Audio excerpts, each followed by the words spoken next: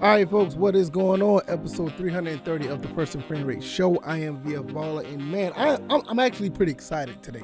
I'm excited for what has been going on with the Georgia Southern Eagles and the athletic department in general. I can't wait to get to talk about this. Over here, I just want to let you guys know, if this is your first time here, welcome. This is the First and Frame Rate Show. I am Via Baller. Over here, I talk about Georgia Southern and Atlanta Falcons football.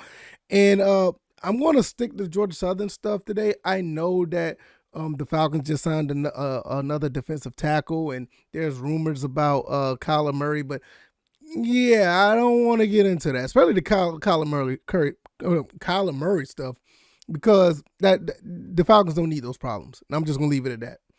Nevertheless, but over here in Statesboro, man, they're doing a lot of good things over here. They just swept the Georgia State Panthers in baseball, which I don't really cover baseball like that, but I'm going to talk about it. And the scrimmage, the second scrimmage of Georgia Southern football, very, very good results came out of that. We're going to talk about all of that. And we're just going to dive into it the best way I know how. Like I said, if this is your first time here, welcome. If you don't mind, hit the like button, share this content, subscribe to the channel. If you have not known already what you see on the screen, I am on YouTube and Rumble. I also can be found on Anchor, Stitcher, Spotify, Apple, and Google. So if you want to listen to the audio version of this podcast, it's there for you to listen to. And also at the end of the day, if you do feel like in your heart to donate, all the links are down in the description, and we can get it rocking and rolling. Let's go ahead and get into this because, like I said, it's been a pretty good weekend. I'm very excited about what's going on in Georgia Southern athletics. First and foremost, we're going to touch on the baseball team real quick. They swept the Georgia Southern Georgia Southern. We are Georgia Southern. We swept the Georgia State Panthers. They're a pretty decent baseball team so far. They were coming into the series. They were 23-10, and we were 21-11. So we were kind of like behind the eight ball when it comes in, and we were actually right behind them as far as the standings go in the Sun Belt or whatever. But we walk away with a sweep. We swept these guys and ran them back up to Atlanta.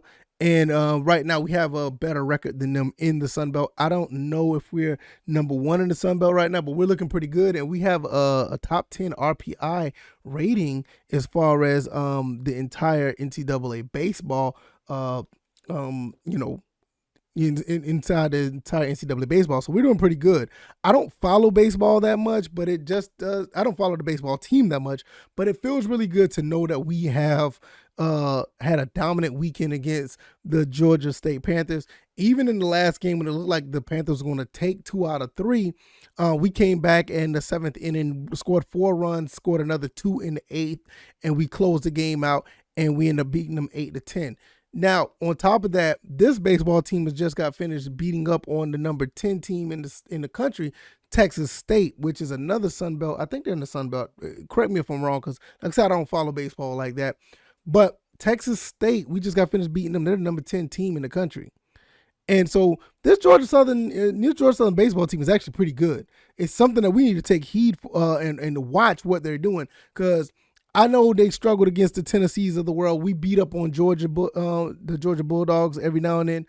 We do still play Kennesaw State. I'm not sure if we played them yet already, but I feel like we're the best team in the state of Georgia right now, and that means a lot. If we can really get these bats rocking and rolling, we can take down some of these top teams, we can probably go far when it comes to the postseason of baseball. I'm not really sure, but we're going to see how it goes. Right now, I want us to win the Sun Belt at least. So we'll see how that plays out down the road, because the guys in the Discord has been pretty much giving me information about the team. So I'm learning as I go, because I felt like this was a good time to watch because they play a rival team. Yes, Georgia State is a rival. You don't make shirts like this and say that they're not a rival. So whatever's going on in the football side of the world, they need to get that fixed and get that situated. First of all, we shouldn't be playing this team in early October. We need to be playing them later on. And I understand the whole history with Appalachian State. That I don't want that to change. But we need to go ahead and get this team at least back on Halloween or something, because it's way too early to play them. But that's a whole other story for another day. Nevertheless, we beat the Georgia State Panthers once again, and we swept them. And we are in pretty good shape right now to control our own destiny. So I just wanted to get that out there. Don't have much else to say. I don't even know too much of the players. I'm still learning about what's going on with the team. So maybe I'll probably cover them more as the season goes on because, like I said, I'm just learning. And the guys in the Discord are giving me a really good information about the team. And it was really good to watch a baseball team and watch these guys do some good things. I walked away very impressed, and I walked away pretty happy. Now, before we finish this podcast, I got to talk about the football team. I got to talk about the football team. We're going to dive into the football team right here, right now, and what these guys done in the scrimmage. This is what I normally talk about. I wanted to get the baseball team out of the way. I wanted to congratulate those guys for a phenomenal weekend, but I'm a football head. This is what I do. This is what I like to talk about, and we're going to get into this. First and foremost, spring game is just 1 week away. I can't wait to see how that's going to play out. I think I talked about this before. I'm probably not going to be able to make the spring game. I know there's a lot of people saying that they was going to be there. I said I was going to be there, but I got a family I got a family thing that we're doing on that weekend. So you'll understand what the family function that we're doing down the road. Trust me, you're going to understand why I couldn't, come to the game. But unfortunately, I can't. I will be watching it. And when I do watch it, I'm going to give you my opinions on what I see. So be on the lookout for an extra episode of this show following the scrimmage. I'm going to really watch it. I'm going to analyze it because I know it's going to be on ESPN Plus. So I'm going to be watching it. So just want to get that out the way. And unfortunately, I won't be able to make it down to Statesboro. But, I do apologize about that. But nevertheless, let's go ahead and get into this. Darius Lewis, Connor Sigelski, Derwin Burgess, Cal Van Treese. These guys were balling in the second scrimmage. Cal Van Treese threw for 230 yards, 3 touchdowns. And Connor Sigelski threw for over 130 and 2 scores.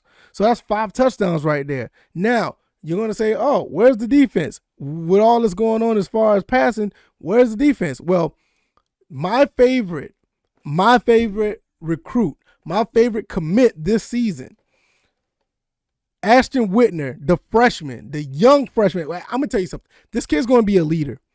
That kid's going to be one of the top guys on defense when it's all said and done. I see it. It's something about him, the way he carries himself, the way he talks, and like I said, all I needed to see what he could do on the field. And I didn't see it, but I heard about it. Got an interception. Really good news to hear about that. So he picked off a pass. Amuro Herring, Quincy Darrow, LJ McLeod, and the veteran Dylan Springer all had defensive sacks, so that's great. So the defense, there was some defense there, so we did have something to go on there. Darius Lewis started off with a 75-yard touchdown pass from Connor Sigelski. He had over 100 yards receiving.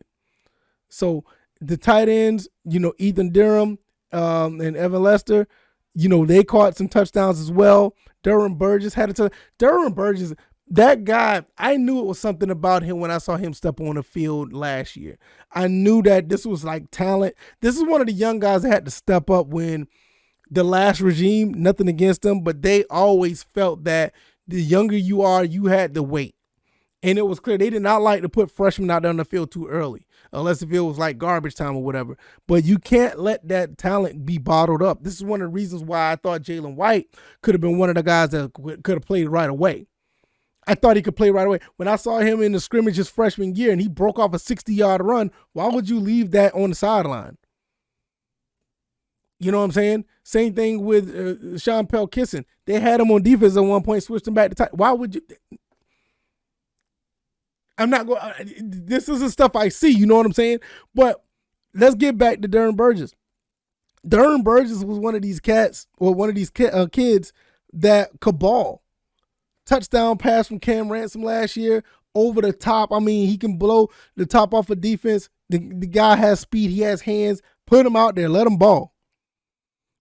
Same thing with Britton Williams. They all made field goals. Alex Rayner, Bryce Christian, and Britton Williams all made field goals. I personally feel I think Britton Williams is the better kicker out of the three, and there's nothing against the other guys. I just, Britton Williams just came through like showing you what he could do ever since the Gardner-Webb game. I think he was the special teams player of the week that week. So I'm like, what are we doing? But I think what Coach Helton and them are doing, they're getting things in order to where the best players out there are going to ball. It doesn't matter if it's Kyle Van Treese, if it's Connor Segelski, Cam Ransom, Darius Lewis. The last scrimmage, you heard other names. J.J. McCaffrey balled in the last game. You had people that could play, actually showing that they could play. This is, what I see with this team right now, these guys are ready to go. I think they're ready to go at this point. And I can't wait to see what they do in the blue and white scrimmage game on Saturday. I'm definitely going to be watching that full stop. I'm going to have my opinions about it full stop. And like I said, I'm going to be doing a separate episode for that. Probably be later on that Saturday. So you guys be on the lookout for that. Like I said, I have a family engagement I have to be to. So unfortunately, I won't be able to travel down. But when you see guys like, Kyle Van Treese, who's looking like right now is going to be the number one quarterback. Like he's going to be number one. Played 10 games at Buffalo. 6-year senior.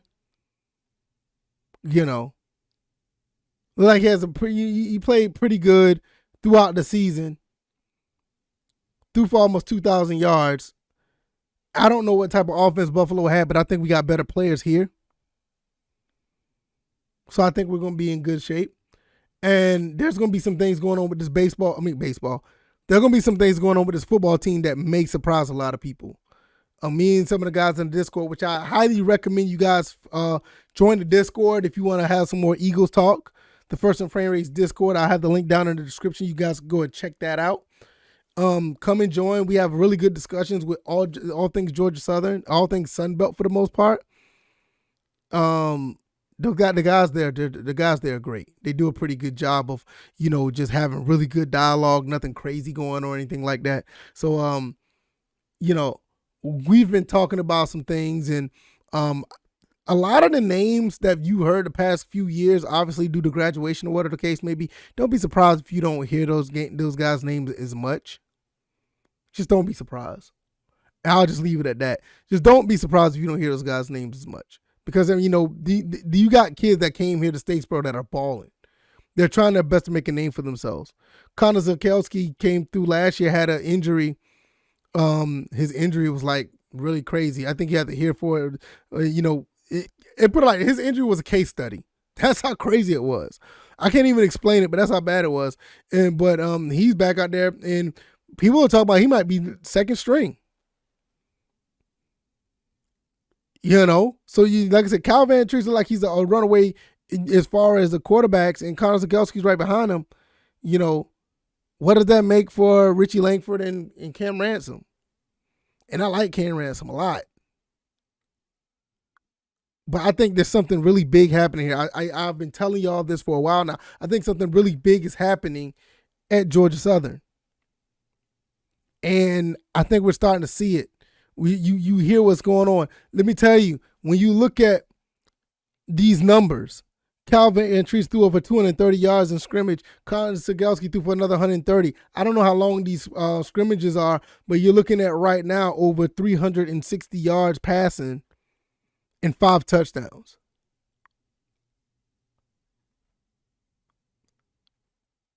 That's not Georgia Southern football. That's not old Georgia Southern football. I'll say that. So there's something really brewing right now within the ranks or within the program of Georgia Southern football. I put it on Twitter the other day. I'm like, yo, I would like to see Kyle Van Treese or Cam Ransom to throw 30 touchdowns. You know what? To be honest, that's not far-fetched at this point. Because I don't think our defense is that bad. I know you may let up a little bit because of scrimmage, but I don't think it's that far-fetched that if these guys could throw for 3-4 touchdowns in scrimmage, turn right back around and do the same thing against some of these Sun Belt opponents. That's not that's not really that's not a stretch. So I just think at the end of the day, we really need to look at this and be like, all right, what Georgia Southern is doing here is big time. I don't know where it's going to be at 3, 4, 5 years from now, but I think we as fans need to embrace this moment and have the confidence that we can do some things. And speaking of that team that we just swept in baseball, you got people on social media, which I don't like to follow. I don't even like to go back and forth with them. You got people on that team or those fans over there talking about that we're going to be somewhat in a transition to like what Georgia Tech has done. No. That just goes to show you haven't been paying attention to what's going on in Statesboro. And that's good. Don't pay attention. I want you to be surprised in October when we smack y'all in the mouth. Yeah, I said it. I want y'all to be surprised when we smack y'all in the mouth. October 8th. Man, I hope I'm off. I think I'm gonna travel to Turner Field to watch that game. Me and like 7 other people that's gonna be in the stands. And 6 of them gonna be other Georgia Southern fans. Gonna watch it. Now look, I don't think they understand what's happening here. I don't think, and that just goes to show you, I don't think other teams are understanding what's going on here. I think the only team that may understand what's happening is Appalachian State. We haven't heard much from them at all. They're very quiet. Those guys up there in the mountains are very quiet. But because you know why? Those guys, even people like me that are my age who've been Georgia Southern fans for since the 90s, since the 80s, who've been watching this team go against Appalachian State all this time, they have a mutual respect for us. So they understand what's going on here at Georgia Southern. We're not running the option. We're not throwing for 230 yards with one player and another 130 with another, scoring 5 touchdowns total. That's not just a small transition from what we used to do last year. That is a complete transformation. That's a complete transformation. What Georgia Tech had to go through was crazy because they never was able to get people in the transfer portal, get the right quarterback that could run that pro-style offense that they were trying to run back at Georgia Tech again. They didn't have they just had a bunch of athletes that were fast and was not able to drop back and run a pro-style offense. What we're doing at Georgia Southern now, you see Kyle Van Treese. Do you see this type of transfer that we got? Did you see what Connor Zakelski could do last year? Did you see what Cam Ransom did against Georgia State? What are these fans are looking at? Did you see what Cam Ransom was able to do against Georgia State when he got put in the game? When we were getting blown out, Cam Ransom goes right down the field and what I think we scored right down the field when he got in. And you want to sit here and think that it's just going to be some type of transition from the option to what we have now? And it's going to be some growing pains? I think it's going to be some growing pains based on some of the kids are learning a new system, obviously. But when you have transfers that come in, a quarterback that could come in, you already have athletes that are receivers that was ready to run routes and catch the ball. You're going to see a difference. And I don't even need to talk about the running game. I don't even need to talk about the running game at all. Why? Y'all already know we can run the ball. Everybody knows that we can run the ball. I don't have much else to say with that. And in this recruiting class, my God, Ashton Whitner, freshman, come through, get picks off a pass. I can't see what happened if Dalen Cobb get some time on the field, or Omar Caspi, or Terrence Gibbs. Mark Stampley. Did y'all see what Mark Stampley just did on Twitter? I mean, he run track, and I think he just broke a record. Just smoked everybody that was running against him. And you mean to tell me that I want to apologize. This show just turned into some form of a rant, and we're supposed to be talking about the scrimmage, but I'm so hyped up about what I see. These people don't know what we're doing. We're about to surprise a lot of people in the Sun Belt. I said the minimum is going to be 8 wins. I would not be surprised if we get more than that. I'm not taking less than 8. Period. I'm going to be devastated. And I don't mind eating my words because I'm not a hot take, cold take guy, but I'm just looking at this and I know that this team, based on what we brought in and the coaches and the staff that we brought in, I'm saying 8 wins against the Sun Belt. I know somebody in my Discord said they're going to do 10-2 with losses to Nebraska and UAB. I can dig it. But I'm thinking 8-4 easily. Easily, if everybody stays healthy and everybody's on point, 8 wins. So don't sit here and tell me that this team is not capable of doing this. After I'm looking at what I see in the scrimmage, and I know it's not much to you shouldn't put all your eggs in the scrimmage. It's scrimmage. But I'm just so hyped because I see the difference. I look at I see the difference. I think these kids can do it. These kids are bigger, faster, and stronger. If they play disciplined ball, I think we can go far. No question. No question at all. I think we can go far. If you like this content, hit the like button, share this podcast, subscribe to the channel if you haven't already. I am on Anchor, Stitcher, Spotify, Apple, and Google. If you want to watch the visual side of this, I am on YouTube and Rumble. If you don't mind, look into your heart. If you want to help this channel and podcast grow, there's a donation. The link's down in the description. You know, that helps go a long way. But just the fact that you're watching and you're spreading the word, either way, if you can't, that helps. That helps just as well, just to spread the word, let people know what we're doing over here. Also, I haven't forgot about you guys, Atlanta Falcons fans. I haven't forgot about you. But I know right now there's a lot of movement happening in the Statesboro, not so much in Atlanta. Definitely not on Georgia State campus, but that's another story for another day. But there's not a lot moving in Flowery Branch. And when it does, I will decide to talk about it. But for right now, it's all about Georgia Southern. Hopefully you guys enjoyed this commentary. You guys have a blessed Monday. Hopefully everything goes your way. I hope you I meant to say this earlier, but I was too fired up to talk about it. Hope you guys had a great Easter weekend.